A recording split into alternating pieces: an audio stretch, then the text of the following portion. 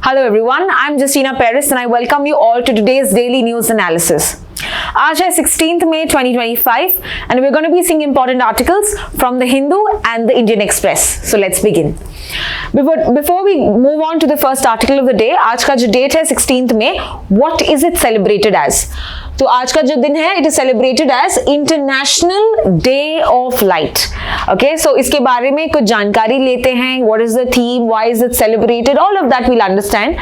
Firstly, 16th May, remember, is the date international day of light, यानी कि हम recognise करते हैं जो लाइट की टेक्नोलॉजीज हैं कि अगर हम लेजर्स की बात करें, वेरियस फील्ड्स में इसका इस्तेमाल होता है, लाइट का इस्तेमाल होता है, science and technology, art, culture, sustainable development, when you talk about solar energy, light, so everything that is light based technologies, इसका अवेयरनेस क्रिएट करते हैं आज के दिन. And why did we select 16th May only? That is because the first successful operation of the laser happened on 16th May 1960 में. And किसने ये किया? It was done by a physicist called as Theodore Maiman. ठीक है, तो इनके achievement की वजह से आज का जो दिन है हम सेलिब्रेट करते हैं. The theme of this date is Light Innovation Society. Light Innovation Society, and we have seen 2015 में we had dedicated, the UN had dedicated the year 2015 as International Year of Light and Light Based Technology. यहाँ पे आपके लिए question है कि इस साल यानी कि 2025 what has UN declared? What is the UN declared year for the year 2025? ये आप मुझे कमेंट सेक्शन में बताएंगे.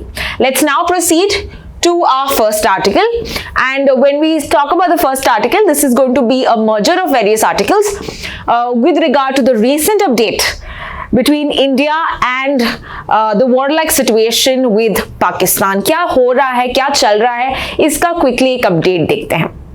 So before we move on to the update, a little of summary, a recap. Operation Sindoor के बारे में. तो Operation Sindoor was launched by India on May 7 to give a response to the Pahalgam terror attack which took place on 22nd April 2025. यहाँ पे हम देखते हैं Pahalgam terror attack में 26 civilians lost their lives in a tourist place called as the Besran Valley of the Pahalgam region. And we see हमने operation सिंदूर इसीलिए launch किया था, and we targeted 9 such terror camps, terror facilities in the Pakistan and Pakistan occupied Kashmir या the POK region. In facilities में हम देखते हैं कि टेररिस्ट के ट्रेनिंग होते थे. These were the centers where they used to brainwash people into terrorism. यहाँ पे हम देखते हैं कि recently a military exchange that lasted until May 10th, because इसके बाद हम देखते हैं the DGMO, which is the Director General Military Officer of Pakistan, इन्होंने इनिशिएट किया, was initiated by Pakistan to ask for a ceasefire. तो यहाँ पे हम देखते हैं इंडिया और Pakistan agreed for a ceasefire on May 10th, right? But soon after it had stopped, but again now it has been, it will remain in effect till May 18th as claimed by Pakistan. तो ceasefire कब से कब तक होगा? May 10th से लेके May 18th तक. Now we also see हमारे जो डिफेंस मिनिस्टर या रक्षा मंत्री जो है राजनाथ सिंह, इन्होंने विजिट किया कहाँ पे? जम्मू कश्मीर में after this particular incident. And यहाँ पे हम देखते हैं इनके इंटरैक्शंस हो रहे हैं with regard to the troops at Srinagar Badami Bagh cantonment. And ये भी रिस्पॉन्स देते हैं कि जो पाकिस्तान का न्यूक्लियर आर्सेनल है, it should come under watch. What watch? It should come under the supervision of an institute called the IAEA. तो राजनाथ सिंह कहते हैं कि न्यूक्लियर उनके जो भी मिलिट्री वेपन्स और सब है, it should come under the watch of this particular international organisation. तो क्या है ये इंटरनेशनल ऑर्गेनाइजेशन, इसके बारे में जानकारी लेते हैं. IAEA का फुल फॉर्म है इंटरनेशनल एटॉमिक एनर्जी एजेंसी, जो राजनाथ सिंह कहते हैं कि इनको सुपरवाइज करना चाहिए कि what exactly is the current nuclear Arsenal weaponry of Pakistan. In fact Pakistan ये भी कहती है कि India is operating a black market for nuclear weapons, ये इलेजिटिमेट सप्लाई करती है, तो पाकिस्तान ये क्लेम करता है। हमने यहाँ पे IAEA से मांग की है कि आप सुपरवाइज करो। तो IAEA जो है, it is the world's foremost intergovernmental forum when it comes in the field of nuclear, when it comes to the sector of nuclear field, right? तो यहाँ पे हम टेक्निकल कोऑपरेशन कर रहे हैं, साइंटिफिक कोऑपरेशन कर रहे हैं, ताकि ये जो न्यूक्लियर पावर है, न्यूक्लियर एनर्जी है, इसका सेफ, सिक्योर और पीसफुल यूज हो। We know nuclear energy is used both in civilian and in military use, right? It is used for generating energy, electricity, as well as it is used for destruction. तो इसका safe usage हो, ये IAEA चाहता है। It is widely known as World's Atom for Peace and Development Organization, and ये report करता है United Nations General Assembly as well as to the Security Council. इनका हेडक्वार्टर्स कहाँ पे है? Vienna, Austria, and currently there are 178 members including India. Let's now proceed to understanding the next article of the day, जो है with regard to हमारी जो president है Draupadi Murmu ji, she has referred to the Supreme Court for certain advice. Okay, तो इसके बारे में पूरा आर्टिकल हम जानते हैं. What exactly has she asked for an advice with the Supreme Court? What is the procedure? Is the Supreme Court bound to give a reply? जो भी Supreme Court कहता है, is it binding on the president or the law? Let us all understand in this particular article. So यहाँ पे हम देखते हैं द्रौपदी मुर्मू ने कौन से आर्टिकल इन्वोक करके एडवाइस मांगा है. It was article 143. तो आर्टिकल 143 ऑफ द कॉन्स्टिट्यूशन से she has seeked supreme court का advisory opinion on what case, किस इशू पे उन्होंने ये मांगा है. इशू या कॉन्टेक्स्ट ये है कि रिसेंटली सुप्रीम कोर्ट ने एक टाइमलाइन सेट किया था कि जब एक बिल एक्ट बनता है, हमको फाइनल एक प्रोसीजर क्या होता है? Assent, right? तो bill is pass by the parliament और the state legislative assembly, but before it becomes an act, the final step to it is assent of whom? either the president or the governor. तो recently हम देखते हैं कि तमिलनाडु में जो governor है RN Ravi, इन्होंने क्या किया? असेंट को विदहोल्ड कर दिया. जो भी बिल्स तमिलनाडु के गवर्नमेंट ने पास किए थे, RN रवि ने इनको विदहोल्ड किया था. तो इससे लेके मतलब उन्होंने कुछ एक्टिविटी नहीं की थी, it had kept on hold. So बहुत देर तक उन्होंने ये किया, तो इसीलिए सुप्रीम कोर्ट ने यहाँ पे एक्शन लेके अंडर 142, ताकि वो कंप्लीट जस्टिस ग्रांट करे, इन्होंने कहा कि जो भी बिल्स इन्होंने विदहोल्ड किए वो डीम्ड टू बी पास है, वो पास हो गए. और उन्होंने आगे जाके टाइमलाइन भी सेट किया कि जो भी बिल्स स्टेट लेजिस्लेटिव असेंबली लेके आते हैं आपको, you have to do some action on the bills. either pass करो, either reserve करो, पर तुमको कुछ ना कुछ एक्शन लेना पड़ेगा. You can't just not do anything. You cannot just have an inaction done. तो इसीलिए इन्होंने 3 मंथ का डेडलाइन सेट किया. किसने? सुप्रीम कोर्ट ने यहाँ पे एक सेट किया कि जो भी गवर्नर बिल लेके आते हैं प्रेसिडेंट के पास, president will have 3 months to act upon it. Right, ये खुद से उन्होंने एक टाइमलाइन यहाँ पे सेट कर दिया. एंड वी ऑल्सो सी उन्होंने तमिलनाडु गवर्नर का भी जो रूलिंग है ये ओवरटर्न कर दिया. So in that case, let us now see what exactly are the constitutional provisions regarding this. तो प्रेसिडेंट्स जो रेफरेंस है कौन से आर्टिकल में हमने देखा? यस, आर्टिकल 143, जहां पे प्रेसिडेंट जहां पे प्रेसिडेंट मांग सकता है सुप्रीम कोर्ट के पास, कुछ रेफर कर सकता है कुछ क्वेश्चंस ऑफ लॉ और questions of fact. Okay, with regard to any such advices it requires from the president to the supreme court. याद रखना, सुप्रीम कोर्ट जो भी एडवाइस देता है प्रेसिडेंट को, क्या ये बाइंडिंग है? The answer is no, it is not binding, it is advisory. Advisory का मतलब है ये बाइंडिंग नहीं है. एंड यहाँ पे सुप्रीम कोर्ट के कितने जजेस बैठ के डिस्कस करते हैं ये मैटर? द आंसर इज 5 जज बेंच. तो 5 जज बेंच का एक रिक्वायरमेंट होता है as per given in article 145 कि तुमको यहाँ पे ये केस सुनना है and you need to return with the majority opinion, majority view. ये जो प्रोविजन है 143 का, it is rarely used, okay, it is so far हम देखते हैं 15 टाइम्स बस ये यूज किया गया है फ्रॉम और since 1950. So it's a very less use provision article, that is 143. Now can the supreme court से कि मुझे यहां पे जवाब नहीं देना प्रेसिडेंट को? The answer is yes. The Supreme Court can decline to respond.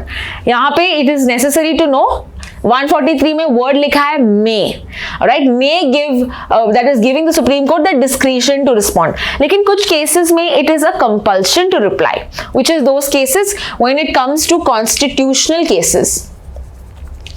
Okay, constitutional या pre-constitutional agreements की अगर हम बात करें, then it has to give a response to the president. So yes, otherwise it can decline, and ऐसे decline किया भी है सुप्रीम कोर्ट ने, like we see in 1993 when we were talking about the Ram जन्मभूमि या the बाबरी मस्जिद dispute के time पे supreme court ने डिक्लाइन किया था, रिप्लाई नहीं किया था. अपार्ट फ्रॉम दैट 1982 में भी ये डिक्लाइन किया है with regard to Jammu Kashmir में जो रिसेटलमेंट ऑफ माइग्रेंट्स के इशू के बारे में था, तो उसमें they didn't want to be dragged into the issue, so therefore they declined. So these are the cases that we see that Supreme Court can decline as well. Does not have to be binding unless it's with regard to some constitutionally treaties or pre-constitutional agreements. Let's understand now. Can the Supreme Court overturn its April 8? जो भी April 8 ruling में उन्होंने कहा कि deadline और सब है, क्या ये चेंज हो सकता है? The answer is no. जो आर्टिकल 143 है, ऐसा कोई प्रोसीजर नहीं बताता कि तुमको जो भी तुमने कहा है तुमने change, unless there is a petition और a review filed once again. ठीक है, ये जो एडवाइस है बस एडवाइस के फॉर्मेट में है. It is not necessary it will change what has happened unless there is a petition coming once again from the government. Clear? So supreme court ने क्लियरली स्टेट किया है कि ये एडवाइजरी जुरिस्डिक्शन है, ये अपील के तौर पे रिविजिट सेटलमेंट जस्टिस जजमेंट्स ये सब नहीं हो सकता. फर्दर प्रेसिडेंशियल रेफरेंस में हम देखते हैं it is not the only case. इससे अलावा बहुत सारे क्वेश्चंस पूछे हैं. कितने questions? 14 questions of law. We understand कि रेफरेंस करते समय you can either ask a question of law और a question of fact, and यहाँ पे पूछा गया है 14 such questions, not related to specifically to April 8 वाला रूलिंग, बट इवन जनरली. यहाँ पे एग्जाम्पल दिया है with regard to should only larger bench decide substantial question of law, ये क्वेश्चन पूछा है. Apart from that what are the limits of article 142, जहां पे सुप्रीम कोर्ट डायरेक्ट करता है to an executive to do the duty so that complete justice में be provided. तो ये जो 142 यही इन्वोक किया गया था for the case of the April 8 ruling. इसके अलावा can courts here centre state disputes, या ये एक्सक्लूसिवली सुप्रीम कोर्ट के पावर में ही आता है. ऐसे सब क्वेश्चंस भी द्रौपदी मुर्मू ने रेफरेंस में पूछा है किसको? सुप्रीम कोर्ट को. So now we will see why have we seen such an incident, what is the context और अ बैक स्टोरी. यहाँ पे we usually see such an instance when opposition में ऑपोजिशन रूल स्टेट्स, यानी कि जैसे centre में you have BJP party, whereas there are some states that are the non-majority party says that is not from BJP, right? जैसे अगर हम तमिलनाडु की बात करें, we talk about Kerala, so यहाँ पे मेजॉरिटी गवर्नमेंट का रूल नहीं है, बीजेपी का रूल नहीं है. तो ऐसे सब टेंशंस आप ज्यादा पाते हो when you talk about the opposition rule states. Clear? So governors, ये जो केसेस हम देखते हैं तमिलनाडु और केरला के बारे में, यहाँ पे we see these disputes arising and the governors that are appointed, यहाँ पे कौन अपॉइंट करता है गवर्नर्स को? The president appoints, right? They work under the pleasure of the president. तो इसीलिए बहुत बार यहाँ पे conflict देखने को मिलता है because these governors they don't easily accept or give assent to the bills, and that is how these state center issues or tensions arise. Supreme court ने अलाउ किया है स्टेट्स को मैंडेमिस ये रिट है, we know there are 5 writs, can you please name all the 5 writs in the comment section. तो यहाँ पे एक रिट के बारे में मैं डिस्कस करूंगी, called as the writ of mandamus. तो supreme court has allowed the states to seek the mandamus writ against the president अगर वो इन एक्शन करता है या कोई एक्टिविटी नहीं करता, वो बिल को बस रखा है। सो दे कैन आस्क, मैंडेमिस में क्या होता है, you are asking them to do their duty, to perform their duty, right. So mandamus का रिट अप्लाई कर सकते हैं हम इवन अगेंस्ट द प्रेसिडेंट अगर वो कोई एक्शन नहीं लेता है, so that you tell them to perform their duty. So यहाँ पे क्रिटिसाइज भी किया है इस बात को, किसने, we have the attorney general जो है अभी आर वेंकट रमानी, इन्होंने आर्ग्यू किया कि president was not heard before the judgement, so he has his own issue in that कि प्रेसिडेंट को पहले रेफर करना चाहिए था before giving such a judgement by the supreme court in the April 8th ruling. Apart from that हमारे vice president जो है जगदीप धनखड़, इन्होंने भी कहा है कि अब जो सुप्रीम कोर्ट है it is acting way beyond its powers, यानी कि वो ओवर रीच कर रहा है, right. It is it is also there are concerns of parliamentary supremacy, यानी कि पार्लियामेंट को ये नीचे करके ज्यादा ये सुप्रीम बन रहा है। So that is what the vice president himself give some view on this. So ये पूरा आर्टिकल हमने देखा जहां पे प्रेसिडेंट ने एडवाइस मांगा है, किससे, सुप्रीम कोर्ट से, under which article 143। Let us now proceed to the next article. Okay, before we go to the next article, यहाँ पे जैसे मैंने कहा, how many times it has been invoked the 143 article? Around 15 times since 1950. तो यहाँ पे बस कुछ examples दिए हैं. What are these examples? Let's have a quick look. First is Kaveri Water Row, which is in 1991. We had the President R. Venkataraman. इन्होंने पूछा था, मांगा था with regard to Supreme Court कि क्या ट्रिब्यूनल या क्या कर्नाटका एंड तमिलनाडु के केस में बीच में था ये, और जहाँ पे तमिलनाडु ये जो कावेरी डिस्प्यूट वाली ट्रिब्यूनल है, इन्होंने कहा था कि कर्नाटका पानी रिलीज करे टू तमिलनाडु, जिसने कर्नाटका ने ओवरराइड किया था। So in that case we see that the president ask for the advice of the supreme court, ठीक है। Then another section is Ayodhya case. So again we already discuss, जहां पे डिक्लाइन किया था, सुप्रीम कोर्ट ने decline किया था to give any information, right, to give any advice.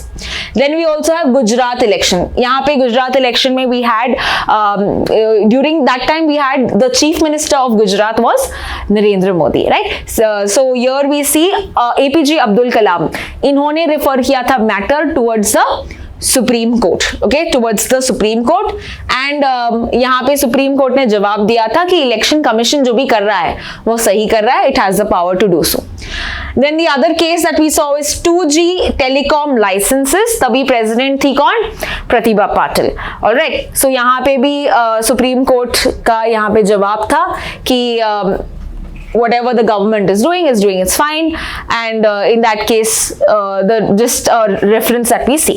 तो ऐसे cases हम देखते हैं with regard to how and what are the cases where president have referred to the Supreme Court. Let's now proceed to the next article. अगला जो article है is with regard to Article 21. तो क्या है ये article? Let's understand. Let's break this down into simple aspects. तो recently यानी कि April 30th को Supreme Court ने बोला है कि KYC norms जो है, you know what is KYC norms? KYC का फुल फॉर्म क्या है? Know your customers. तो जब भी आप कोई बैंक अकाउंट ओपन करते हो, you need to give verification of your Aadhaar card, PAN card, तुमको वेरीफाई करना पड़ता है। So it's basically a system और it's a procedure to verify the client और to verify the customer. And why do they do that? They do that because to ensure कि कोई ये जो इंसान है कोई मनी लॉन्ड्रिंग या ये जो बैंक अकाउंट का गलत इस्तेमाल तो नहीं कर रहा, राइट। सो इसीलिए नो योर कस्टमर यूज किया जाता है mainly in the financial sector, in the banking institutes. So यहाँ पे सुप्रीम कोर्ट कहता है कि KYC नॉर्म्स को और भी इजी बनाना चाहिए, specially for the persons with disabilities. Okay, so what happens in KYC? आपको you require to sign, digital sign करना चाहिए, you need to give जैसे कैप्चा होता है, but these persons with disabilities या specially able people, या हम इनको दिव्यांगजन कहते हैं, right? So because they are probably blind, they are deaf, they cannot use their fingers to write, तो यहाँ पे इनके लिए बहुत दिक्कत होती है to actually fulfil the procedure for KYC। तो सुप्रीम कोर्ट ने इनको डायरेक्शन दिया कि this should be made accessible under which article, under article 21। ये एक्सेसिबल होना चाहिए because they have the right to digital access. So let's understand the whole case now. So we just discussed कि ये supreme court ने अप्रैल 30 के ruling में कहा था कि KYC norms should be made easier especially for the persons with disabilities. If we talk about persons with disabilities, हमारे legal provisions क्या है उनको better life provide करने के लिए? Firstly, हमारा संविधान ही कहता है, given in the preamble, fundamental rights, given in even DPSP, when we talk about right to equality, they have the right to life and liberty, है ना? So इसमें हम देखते हैं they have legal safeguards under the constitution as well as under the convention, the UN convention for the rights of persons with disabilities। तो ये UN वाला है, तो international agreements में भी ये mandate करता है कि इनको equal rights मिले, इनको accessibility मिले, easy access मिले to various services। Further, we have made our own law in India, ये 2016 में बना था, called as the Rights of Persons with Disabilities Act। Okay 2016 में ये एक्ट आया था to follow a social barrier approach. ना what do you mean by this?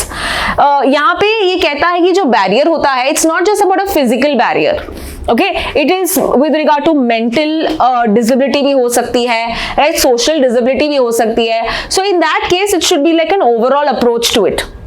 Section 42 इस पर्टिकुलर एक्ट में मैंडेट करता है कि जो भी मीडिया और डिवाइसेस हैं, जो ऑडियो डिवाइसेस होते हैं, ऑडियो मीडियम में होता है, प्रिंट मीडियम में होता है, इलेक्ट्रॉनिक मीडियम में होता है, this should be made accessible, right, that is set by section 42। तो ये जो हम कह रहे हैं कि KYC norm should be easier, right, we can find कि यहाँ पे हमारे पास कुछ लीगल प्रोविजंस है that need to be followed, that need to be put into use or put into practice so that we see इनको उनके rights मिले। Now is KYC mandatory? क्या ये follow होना ही चाहिए? The answer is yes. And this is according to different act articles जैसे कि Prevention of Money Laundering Act 2002 and as given in 2005 के rules में। एंड ये क्यों नेसेसरी है, एज आई सेड, क्योंकि यहाँ पे अकाउंट्स का गलत इस्तेमाल हो सकता है, they can be used for money laundering या पैसे लॉन्डर करने के लिए to different countries. So therefore it is necessary for banking, telecom, pensions, insurance and government benefits के लिए भी। अगर आपको कोई स्कीम में मिलना है, कोई पैसे मिलने हैं, then you need to do your KYC। तो इस सेक्टर्स में नेसेसरी है, और अगर ये PWD sector are not able to do KYC, they are going to miss on all of these benefits on all of these sectors. So यहाँ पे RBI के 2016 में KYC मास्टर डायरेक्शन में बताया भी है कि ये video based customer identification process होना चाहिए। Clear? So this is where we understand the KYC is mandatory. But what are the challenges that the PWD face? यहाँ पे हम देखते हैं कि स्पेशली अगर हम एसिड अटैक विक्टिम्स की बात करते हैं, right, so some of them are partially blind और blind from the one side, तो वो कैसे अपना बायोमेट्रिक्स कर पाएंगे, और how can they use their fingerprints for when they say कि आपको 4 के फिंगर्स रखने हैं इन द द स्कैनर, तो ये सब वो कैसे कर पाएंगे, राइट, या अगर कैप्चा होता है that you have to write जो भी नंबर दिया है, but some people can't read, then how are they going to perform or complete the process? तो ये सब challenges होता है when you talk about digital KYC, even when you want to get PAN card or when you want to get Aadhaar, तो यहाँ पे भी ये दिक्कत होती है। So that is where we see that thumb impressions जिसका इस्तेमाल होता है, Aadhaar biometrics का इस्तेमाल होता है, and therefore it is very difficult for them to get the KYC done. Next is supreme court ने यहाँ पे कैसे इंटरवीन किया। केस का नाम याद रखना है सबको, Rajeev Raturi versus union of India. ये 2024 का केस है, जहां पे बोला है कि राइट टू एक्सेस या accessibility is a part of article 21। ये हमारे फंडामेंटल राइट्स में आता है, that is part 3 of the constitution. और फंडामेंटल राइट्स के कॉन्स्टिट्यूशन से हमने उठाया है? Can you tell me what constitution did we take और imbibe the fundamental rights from? Please write the answer in the comment section. Coming to back to this, digital exclusion जो है, it is a violation of the United Nations convention on rights to persons with disabilities, या disability law के खिलाफ आता है. You can not exclude someone digitally, ये भी supreme court कहता है. सो यहाँ पे जो KYC नॉर्म्स होने चाहिए ये रिवाइज होने चाहिए, राइट? इसको अपडेट करना चाहिए ताकि everyone can access it, can benefit from it, and not just persons with disabilities but even the rural, the elderly, the poor, the people with minorities and so on. ये दूसरे articles भी mention करता है, जैसे कि article 14, 15, 21, 38, ताकि digital access मिले, and that is crucial to leading a good life when you talk about right to life and liberty, right? So 14, 15 equality के बारे में, 38 talks is a DPSP which talks about welfare of the people. तो ये सब अगर हमको प्राप्त होना है, the basics is required कि तुम रिवाइज करो KYC norms. So that is all with regard to this article. Let's proceed to the next article. अगला जो आर्टिकल है is with regard to NOTA. NOTA का फुल फॉर्म है none of the above. We are going to be understanding what is this article about. First let's understand this basic term. NOTA क्या है, कब introduce हुआ, कहां पे use होता है, ये सब डिस्कस करेंगे. सो नन ऑफ द अबव या नोटा ये इंट्रोड्यूस किया था इंडियन इलेक्शंस में 2013 में. It started with 5 elections from Chhattisgarh, then we have Delhi, we have Mizoram and Rajasthan as well as Madhya Pradesh. ठीक है, तो इन 5 स्टेट लेजिस्लेटिव असेंबली इलेक्शंस में नोटा का इस्तेमाल होता है. नोटा क्या है? मान लो दिस इज माई EVM, यहाँ पे 4 नाम है पर, और एक नीचे भी एक ऑप्शन है कॉल्ड एज नोटा. ठीक है, सो नोटा में क्या होता है, if you don't like any of the above candidates, if you are not agreeing because you don't like उनका कोई criminal background है, पढ़े लिखे नहीं हैं, या इनके पास experience नहीं है, whatever the matter be, आपको बाकी के कैंडिडेट्स पसंद नहीं है, then you have another last option called as nota which is none of the above, कि तुमको कोई भी जो कैंडिडेट है पसंद नहीं है. It is basically giving you the right to reject. It is giving you the right to reject. तो ये जो नोटा है, it was introduced in the elections, in the state elections, and finally 2014 में हमारी लोकसभा में या जनरल इलेक्शंस में इसका इस्तेमाल स्टार्ट हुआ. नाउ व्हाट हैपेंस अगर नोटा में सबसे ज्यादा वोट मिले? Okay, what happens if Nota gets the highest number of votes? इसका क्या मतलब है? कोई भी कैंडिडेट नहीं बनेगा? The answer is no.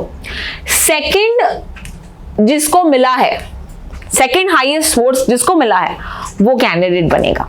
Okay, so that is the case with regard to NOTA. तो बहुत लोग इसको क्रिटिसाइज भी करते हैं, एंड इसीलिए बहुत सारे states like Haryana, like Maharashtra, as well as Puducherry, in states and union territory ने क्या किया है, नोटा को डिक्लेयर किया है as a fictional electoral candidate, as a fictional electoral candidate. इसका मतलब क्या है?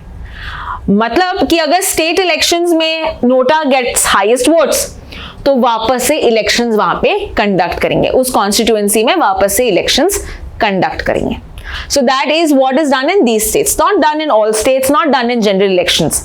So ये नोटा अभी हम देखते हैं कि this was because of PIL that was introduced by the People's Union for Civil Liberties. इन्होंने ये introduce किया था, and finally we see that this was introduced in the elections ताकि वोटर्स को अलाउ कर सके रिजेक्ट करना candidates and maintaining their secrecy while voting, कि उनको पसंद नहीं है और वो वोटिंग में ही के थ्रू वो अपना बता सकते हैं, अपना व्यू बता सकते हैं.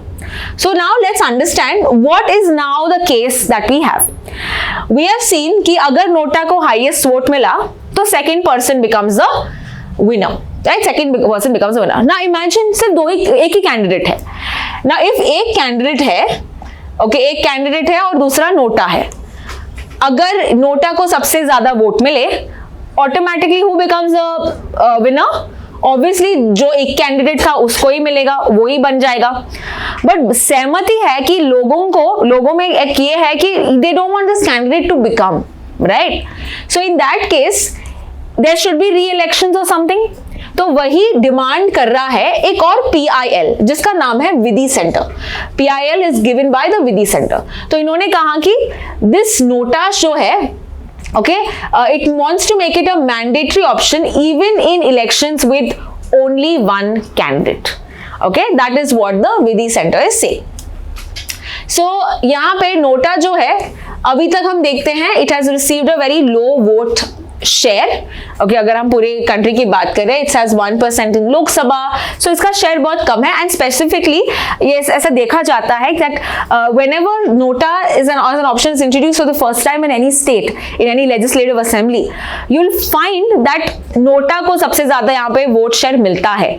सो that is maybe people are very curious to know कि ये नोटा क्या है, तो ये दबाते हैं। But you always see that it tends to be higher जब वो पहले इलेक्शन में कभी इंट्रोड्यूस होता है। सबसे ज्यादा अगर हम इलेक्शंस की बात करें, NOTA is used in Bihar and it has been used in Gujarat. So that is what we have seen if we see the previous this. Now election commission का stand क्या है इसमें, वो क्या करेगा in that case? Okay, so whereas Vidhi centre says कि सभी elections में होना चाहिए नोटा, whereas इलेक्शन कमिश्नर का stand यही है कि you should oppose compulsory NOTA in single stand candidate constituency. अगर कैंडिडेट एक है तो नोटा का ऑप्शन नहीं होना चाहिए, वही we should have that particular aspect. And NOTA अगर इम्प्लीमेंट करें, ये रेयर केसेस में ही होता है कि नोटा को सबसे ज्यादा मिलता है। Normally candidates are selected and हमको बहुत सारी चेंजेस भी करने होंगे, एक्ट में चेंजेस करने होंगे, रूल्स में चेंजेस करने होंगे, तो ये सब ईसी कहता है। बट इसका भी क्रिटिसिज्म है, कि even though it's rare occurrence है ना, दिस शुड नॉट प्रिवेंट कि वोटर को ऑप्शन ना हो। तो even if it's rare we should get voters rights, ताकि वो अपने डेमोक्रेसी फुलफिल कर पाए।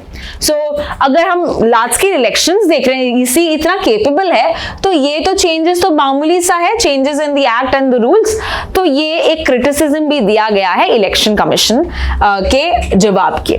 सो this is the whole aspect with regard to NOTA. Should NOTA be included in all elections compulsorily? Currently we see कि Rajya Sabha elections में ये नहीं होता, राइट? सो यहाँ पे वी ऑल्सो सी कि क्या इसमें भी ये इंट्रोड्यूस होना चाहिए। So here I will be asking you कि इलेक्शन कमिश्नर अभी कौन है और उसके चीफ इलेक्शन कमिश्नर और इलेक्शन कमिश्नर्स के नाम आप मुझे कमेंट सेक्शन में बताएंगे। Let's now proceed to the next article. अगला आर्टिकल है इसरो के बारे में, जो सून एक लॉन्च करने वाला है संडे के दिन। Let us understand all about this new mission. ISRO का 101 मिशन है, ये 101st मिशन। 100th मिशन जो है it was not very successful. Navigation NVS जिसमें हम देखा था, राइट, NVS-02 नेविक का ये पार्ट था, but it was not very successful. लेकिन अभी 101st मिशन होगा। So what is this mission about? ये मिशन है EOS। EOS का फुल फॉर्म है अर्थ ऑब्जर्वेशन सैटेलाइट। अर्थ ऑब्जर्वेशन सैटेलाइट। तो ये EOS मिशन जो है कौन से लॉन्च व्हीकल से लॉन्च होगा? PSLV C61। PSLV जो है 4 स्टेजेस का होता है, consisting of solid and liquid stages. तो ये EOS-09 को कैरी करेगा इन द एयर। नाउ यहाँ पे हम देखते हैं ये कहां पे लॉन्च होगा? Satish Dhawan space centre. ना Satish Dhawan space centre is a launching station of our ISRO के लॉन्चेस। EOS या earth observation satellite is basically observing the earth from outer space. तो ये क्या हेल्प करेगा? It will enhance India's all weather surveillance capabilities. वो check करेगा with regard to sensors होंगे, इसमें पेलोड्स होंगे, which will help in giving information with regard to weather, with regard to images of earth surface both day and night. तो ये earth observation या remote sensing में क्या होता है? तुम अर्थ को ऑब्जर्व करोगे, उसकी क्लाइमेट को ऑब्जर्व करोगे, उसके इमेजेस को जनरेट करोगे, and that's how it will help us to understand more data. इनके अलावा एक मीटिंग भी हो रहा है इसरो और जापान के स्पेस एजेंसी के साथ। What is this agency? What is this about? Let's understand. This is called as Chandrayaan 5 mission. तो इसके रिलेटेड यहाँ पे एक मीटिंग हो रहा है and that is held between May 13th and 14th. It was held on May 15th at the headquarters of ISRO. और headquarters कहाँ पे है? बेंगलुरु में. Okay, who is the chairperson of ISRO? Please write that in the comment section. बहुत बार मैंने discuss किया है. The chairman of ISRO आपको लिखना है. Now, ISRO और जापान के स्पेस एजेंसी का नाम है JAXA, JAXA, and Mitsubishi heavy industries, ये भी यहाँ पे पार्टिसिपेट कर रही है. सो जो मिशन है चंद्रयान 5, इसका हमने दूसरा मिशन का नाम दिया है ल्यूपेक्स. ठीक है, एक जॉइंट लूनार मिशन है. किसका? जापान का स्पेस एजेंसी और इसरो, इंडिया की स्पेस एजेंसी यानी इसरो. तो ये क्या इसका ऑब्जेक्टिव होगा? इसका ऑब्जेक्टिव होगा कि वो एक्सप्लोर करेंगे volatile materials including water in the lunar surface that is near the south pole. तो मून पे कोई वॉलेटाइल मटेरियल है या पानी है, ये वेरीफाई, ये चेक करेगा. अभी तक हम देखते हैं 1, 2, 3 मिशन हो गए हैं. The 4th one is going to happen which is going to be when India will take the first lunar sample back to the earth. जो मून से कुछ सैंपल्स उठा के ये इंडिया में लेके आएंगे या अर्थ में लेके आएंगे. ये तो चाइना ने भी रिसेंटली किया है. ओके, चैंगी मिशन में. वैसे ही इंडिया का है चंद्रयान मिशन, राइट. यहाँ पे it will be targeting the permanently shadowed region that is the dark region in the south pole. यहाँ से ये टारगेट करेंगे. सो लॉन्च के बारे में हम देखते हैं कि चंद्रयान 5 का जो मिशन है कहाँ, कैसे, कब लॉन्च होगा. This will be launched on Japan का लॉन्च व्हीकल जिसका नाम है H324L. Very important. ठीक है, तो Chandrayaan mission will not be launch by us, it will B launch by Japanese के लॉन्च व्हीकल से. इसरो बिल्ड करेगी लैंडर. ओके, लूनार का जो लैंड करने वाला जो है व्हीकल, ये इसरो लॉन्च करेगी. इसके अलावा MH1 that is MHI, this is Mitsubishi heavy industry, Japan की कंपनी है. ये लूनार रोवर बनाएंगी, the one that moves on the lunar surface. यहाँ पे इंस्ट्रूमेंट्स जो होंगे, अलग अलग चीजें जो होती हैं इस मिशन में, that will be also sourced from other countries, contributed by countries like ISRO, JAXA, ESA and NASA, यानी कि India, Japan, European space agency as well as US की स्पेस एजेंसी यहाँ से कॉन्ट्रीब्यूशंस करेंगे. And all these instruments will help us to analyse and to explore lunar में जो volatile materials है इसके बारे में हमको जानकारी दे देगी. तो ये पूरा आपने मिशन देखा with regard to LUPEX of the Chandrayaan 5 as well as about the Earth Observation Satellite 09 mission. Let's proceed to the next article. अगला आर्टिकल हम देखते हैं. ट्रम्प जो है, okay, there's not a single day when we don't discuss about Trump, don't we? So now let's see what exactly ये कहता है. यहाँ पे ट्रम्प नाराज है, उदास है, is frowning on Apple push to make in India. यानी कि जो एप्पल है, ओके, एप्पल के CEO का नाम क्या है? It is Tim Cook. Okay, Tim Cook. So Apple के CEO ने कहा था कि हम ये इंडिया में आएंगे और इंडिया में एप्पल के प्रोडक्ट्स मैन्युफैक्चर करेंगे. Okay, so why is he doing that? Because gradually वो चाइना से अपना ज्यादा डिपेंडेंस नहीं रखना चाहता है, and that is why it's using India as well. And India में बहुत सारे अपॉर्चुनिटीज भी है, स्कीम्स भी है, जैसे कि PLI. तो लोकल कॉन्ट्रैक्ट्स लेके they will be able to invest better and production increase कर पाएंगे of the Apple products, right. तो इंडिया खुश है कि इन्वेस्टमेंट आ जाएगा, हम डेवलपमेंट करेंगे, राइट. और चाइना से वो कम कर रहे हैं, इंडिया में ज्यादा करेंगे. All of that is making India happy. But यहाँ पे किसको नाराजगी है? We have Trump who says कि ये जो कर रहे हैं एप्पल, मत करो. He is telling Tim Cook कि तुम ये मत करो, ठीक है, अनलेस कि वो जो प्रोडक्ट सिर्फ इंडिया के मार्केट के लिए इस्तेमाल होगा तो ठीक है, बट US के प्रोडक्ट्स के लिए you don't ask India to make the products, because नहीं तो क्या होगा, यहाँ पे टैरिफ्स और सब होंगे. So that is what it fears on. And India को ये अपॉर्चुनिटी, अच्छी अपॉर्चुनिटी है, specifically in the tensions between India and China. We can play a better role in this. तो ये पूरा आर्टिकल हम देखते हैं. अपार्ट फ्रॉम दैट यहाँ पे जो ट्रम्प है, the US president Donald Trump, he is in talks with the UAE president जिनका नाम है मोहम्मद बिन सैयद अल नयन। तो ये यूएई प्रेसिडेंट और इनके टॉक्स हुए हैं अबू धाबी में, that was yesterday. Clear? Let's proceed to the next and the last article of the day, and this is with regard to the Rohingya crisis. तो यहाँ पे UN ने एक इंक्वायरी लॉन्च किया है, ओके, इंक्वायरी लॉन्च किया है with regard to what? कि एक वेसल में, इंडियन नेवल वेसल में रोहिंग्यास थे और इनको ऑफ बोर्ड किया, उनको फोर्स किया गया कि ऑफ बोर्ड हो इन द अंडमान सीज। ये एक रिपोर्ट, ये इन्वेस्टिगेटिव रिपोर्ट में सब ये पता चला है। सो ये इस पे इंक्वायरी अभी किसने स्टार्ट की है? यूनाइटेड नेशंस ने स्टार्ट की है। सो यहाँ पे हमारे लिए क्वेश्चन है कि रोहिंग्यास कौन है, right? So let's understand what is the Rohingya crisis और द रोहिंग्या इशू। रोहिंग्यास जो है, these are migrants, okay, these are people mainly originally from Myanmar, और यहाँ पे म्यांमार में they have been facing a lot of discrimination, a lot of violence, a lot of persecution, तो जिसकी वजह से they have been moving out of this region. Rohingyas, they are not recognized as an official ethnic group, इनको citizenship भी नहीं दिया गया since 1982 and 2017 में बहुत बड़े अमाउंट में एक्सोडस, यानी कि they have moved from the country and they have transferred to various neighbouring countries like Bangladesh, like Thailand, like India, okay, and so on. अभी सबसे ज्यादा इनका पॉपुलेशन जो है बांग्लादेश के कोक्स बाजार में है, ठीक है? Cox's Bazar host the largest amount of population of the Rohingyas.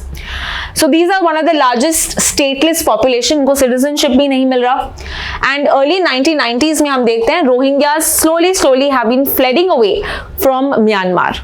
तो 2017 में भारी मात्रा से they have left because violence broke out in the Rakhine state. Now Rakhine state या the Rakhine province is the region where you find most number of Rohingyas. तो यहाँ पे आपको याद रखना है Rakhine state, and it is 7,42,000 people that we are seeing. Now India में भी हम देखते हैं they had not been they were treated as refugees but they did not get much of benefits because जो neighboring states हैं या जो north eastern states हैं they found it difficult to give them protection while coping with their own problems. तो यहाँ पे India has been accused of treating them not correctly. यहाँ पे एक रिपोर्ट आया है कि इंडिया ने कुछ अपने वेसल से, इंडियन नेवल वेसल से इनको फोर्स किया है आउट ऑफ द शिप। सो इस पे अभी इंक्वायरी चलेगी और कौन इसको हेड कर रहा है? The person that is Tom Andrews. ये यूएन स्पेशल रिपोर्टर है और ये पूरी सिचुएशन, ह्यूमन राइट सिचुएशन को ये चेक करके we will then get some information about the same. तो ये पूरा आर्टिकल हम देखा है हमने रोहिंग्या क्राइसिस के बारे में, and that's all with regard to today's article, जहां पे we discussed a lot of interesting articles. Don't forget to watch the next video जहां पे मैं 20 जीके क्वेश्चंस आज के ही करंट अफेयर्स से डिस्कस करूंगी। Thank you so much for watching.